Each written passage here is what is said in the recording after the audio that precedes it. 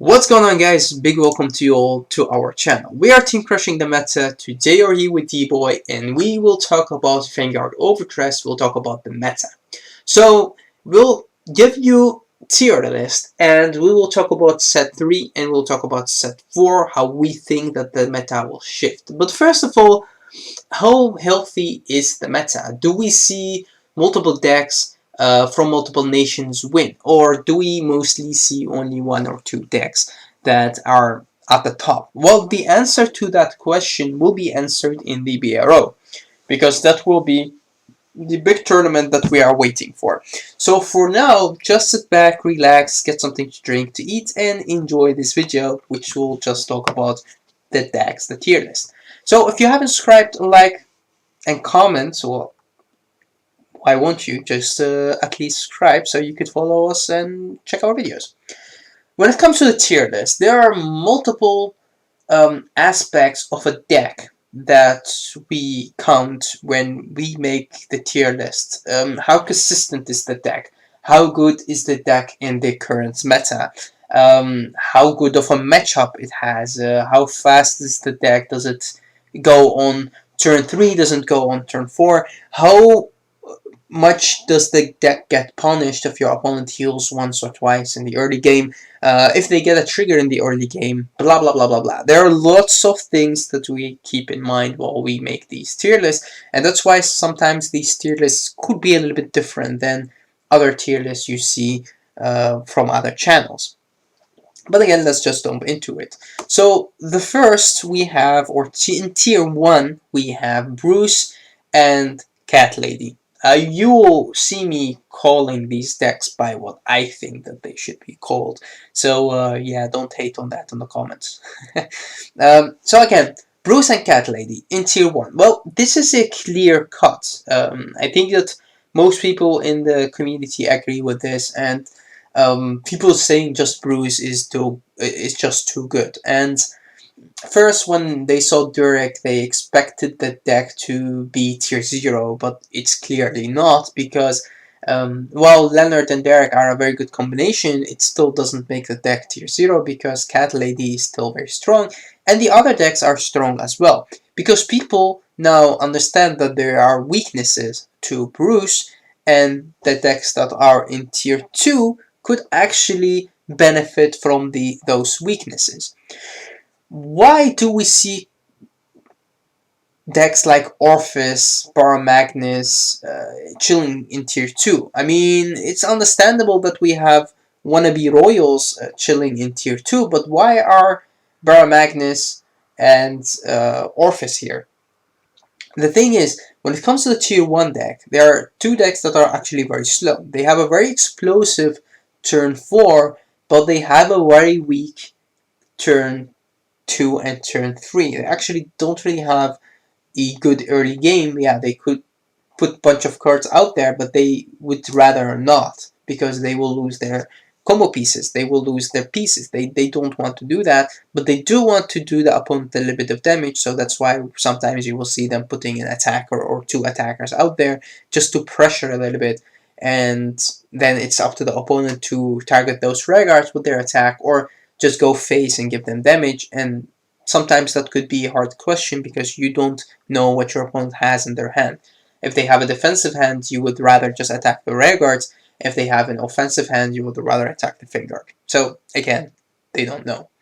When it comes to Bastion, it's just a very strong deck, because it doesn't require you to have the right combo pieces. It could actually go off with anything you call.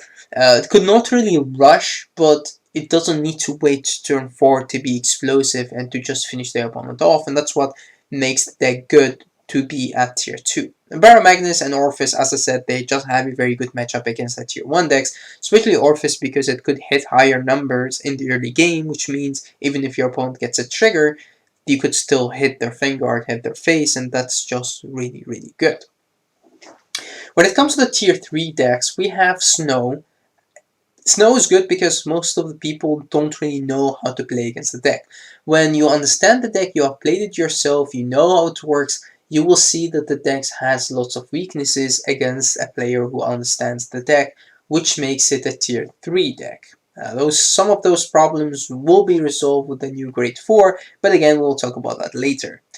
Now we have Nirvana. Nirvana is kind of the same if you know how to play against the deck, which attacks you guard, then the deck is way less effective than it should be. But again, Nirvana and Snow will be up higher in the list with the upcoming set 4, which we'll see later. Now we have Gravidia, Wannabe Gridora. The deck is actually a newcomer, which means that some people don't understand how the deck works yet, which just make it higher in ranks. And the deck has a very good field control. It could just field wipe, which means against decks that could not have that the rebuilding their field, this deck could be just devastating to play against. I mean, if you have Garbidia putting against Orphis, Garbidia will just destroy his ass because they will just keep destroying those tokens, and it just keep. You just need lots of resources to get those back, to get the counter charges back, to play the counterblasts again. It's just a hard matchup, and the same could be said for, let's say, Bruce. If Bruce doesn't really have the attacking hand, and even if they do have the attacking hand, you destroy their field, then you don't have the defensive hand, which means that you could not guard the Gravidia attack, which could be a loss. And if they get a crit, then you're just bye-bye. Now, then we have Vampire Lady. Again, the deck it does need the right combo pieces, but when the deck goes off, it goes off. And that's just insane how strong that deck actually is. And again, some people don't really understand the deck and know how to play against it, which makes it a very hard deck to play against. And again, that's why it's chilling in tier 3. So most of those tier 3 decks are actually not really dark horses, but they are just good, but they are just not good enough to be in tier 1 and tier 2, so that's why they're chilling in tier 3, or some people could call it tier 2.0. Only Nirvana. Nirvana is just tier 3. Then we have tier 4, and those are dark horses. I mean, Hexaborg. The deck is so good when played right, and if your luck is if you're having a good day. Let's just keep it at that. The deck is just so good that sometimes you play against it, you lose, and you'll be like, how did I lose? Could I watch the replay? And that's the thing when it comes to Hexaborg. It just hit those higher numbers. You're just putting a crit or a front up there. It's just so good. And yeah, a very strong deck. Could be a dark horse. Could win a huge tournament just like that if they're having a good day. Zorga, on the other hand, is different. Although the Zorga deck got lots of cards that did help them out to have a more of a consistent deck, they do fall back on lots of cards that are just from set 1. Their orders are just old.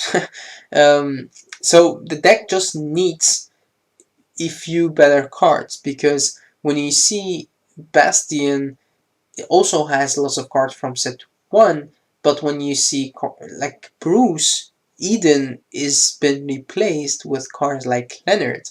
The Gear Juggernaut has been replaced with cards like the Marjorie, although the Marjorie is also from set 1, but the cards are just really strong. And with Zorga, you don't really have that. So they actually just need an upgrade. They need a better wave of support, and because of that, it's just chilling at tier 4. Again, the deck could be very strong, played right, if you have the right combo cards at the right time, but it's just not there at tier 3 or higher. So that's why chilling at tier 4. Eugene also chilling at tier 4. Again, it could be a dark horse, could have a very strong field wipe. It just could hit the right numbers. If this deck played right, it could be very devastating for the opponent to play against. Again, it's a deck that most people don't really know how to play against. Then we get some honorable mentions. These decks could be in tier 4, they could be in tier 5, they could be in tier 6, they could be in tier whatever. They are just not good enough to be higher than tier 4. And why are they not in the tier 4 slot? Because they just need too much. They could not be dark horses because, again, Magnolia. Magnolia is just inconsistent. You definitely need that Persona right to go off. If not, then yeah, the deck is not good enough. The deck suffers against clans or nations or decks that could field wipe, and you just don't get benefit from those attacks like cards that go into soul and draw or those kind of things. You could plus in the early game a little bit, but that's just it. You will not. It will not be enough. Next is Schoolgirl. This is also one of the deck that's in my. Some people see it as a stronger deck, a tier 4 deck, or even a tier 3 deck. For me, I don't know about that. I mean, again, it's kind of the same thing as Magnolia, right? I mean, it just needs the right cards at the right time, and the deck is inconsistent. If you know what I mean. I mean, you could build it differently, but it will not be stronger than the other two decks that are already in tier 1 and tier 3. So that's why it's a deck that is chilling between tier 4 and tier 5, and up to the way you build it could be a little bit higher, but it could also be low.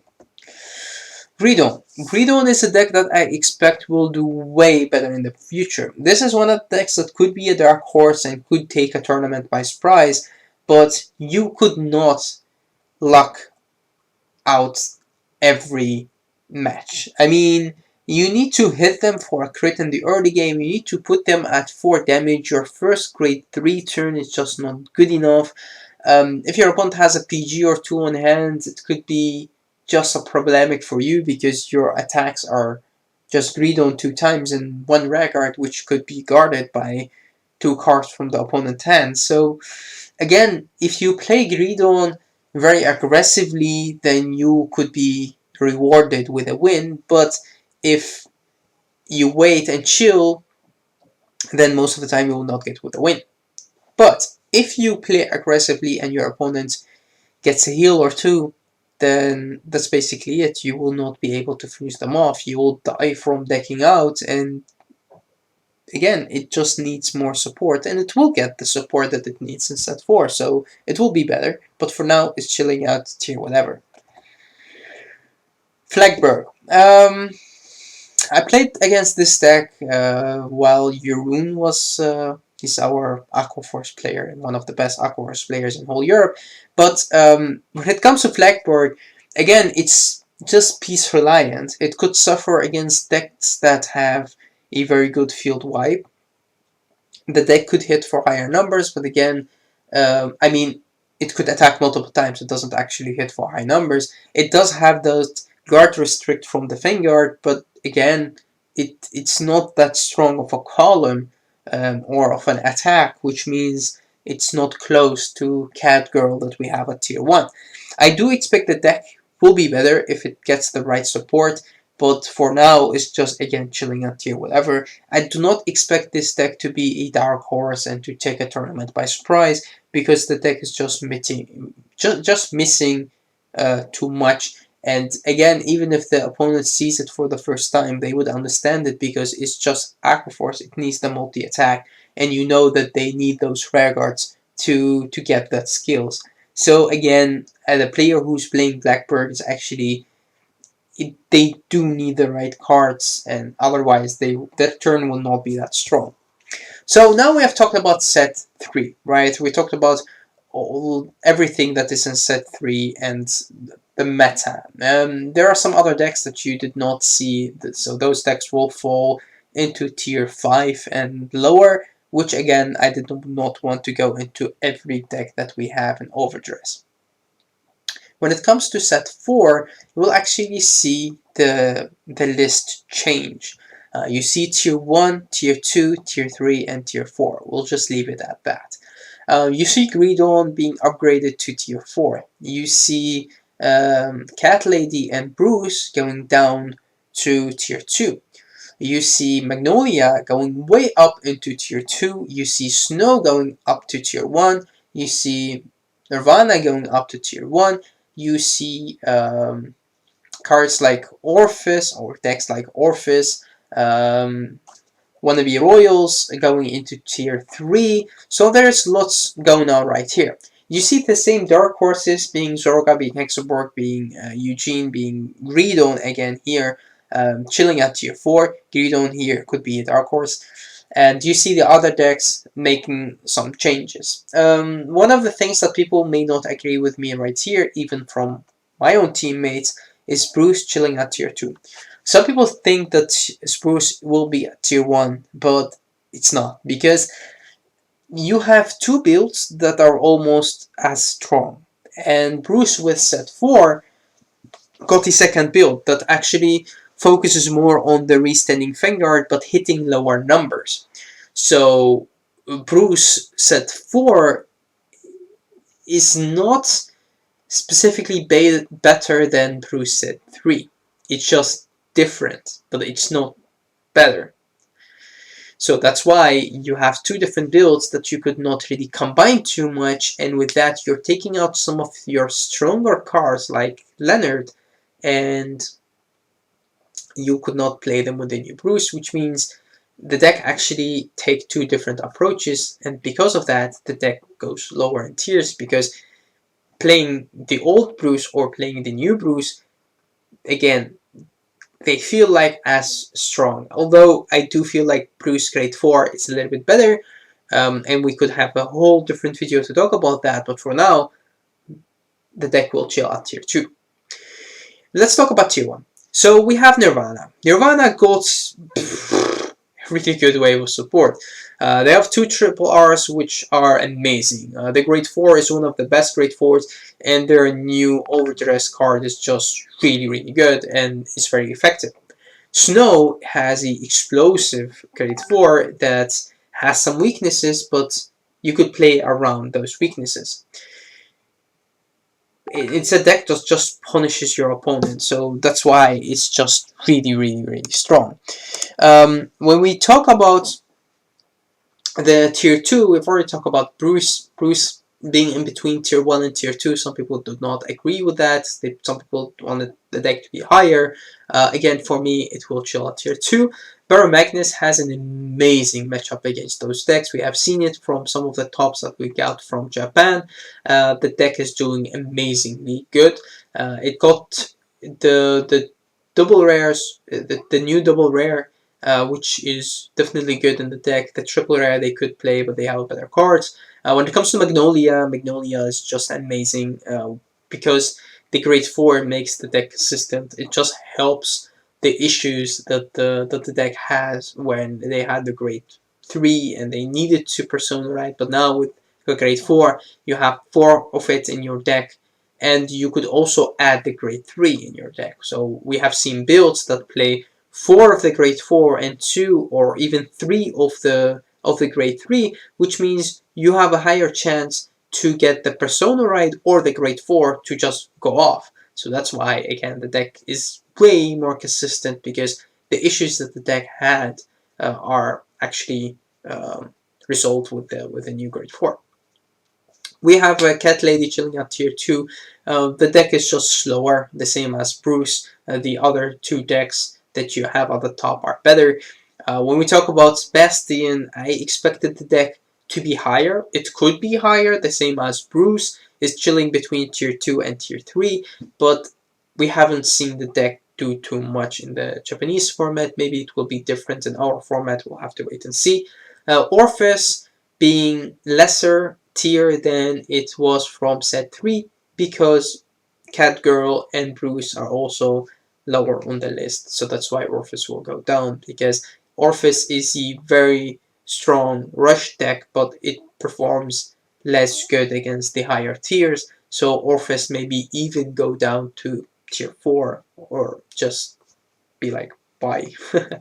When we get to Wannabe Gridora, the deck is still very good. It has the field control, it could hit for high numbers, and yeah, it's just sitting there. The same for Vampire Lady. These two decks could be a little bit lower, but they could definitely not go higher. And tier 4, we talked about that. Those are the dark horses. I didn't have any honorable mentions. Again, this tier list is more what we think that the format would be like. So we'll have to wait and see until set 4 hits, and then we will see how the format will change. Alright, so thank you all for watching. Thank you for checking this video out. Thank you for liking, commenting, and subscribing to the channel. And we definitely hope to see you in the next video.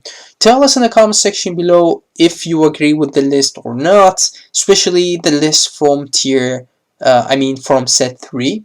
Which we will see from BRO if we are right or not, although it's just one tournament, but we have 3 different results because we have Asia, we have Europe, and we have US, so that's pretty good. Again, thank you all for watching. Until next time.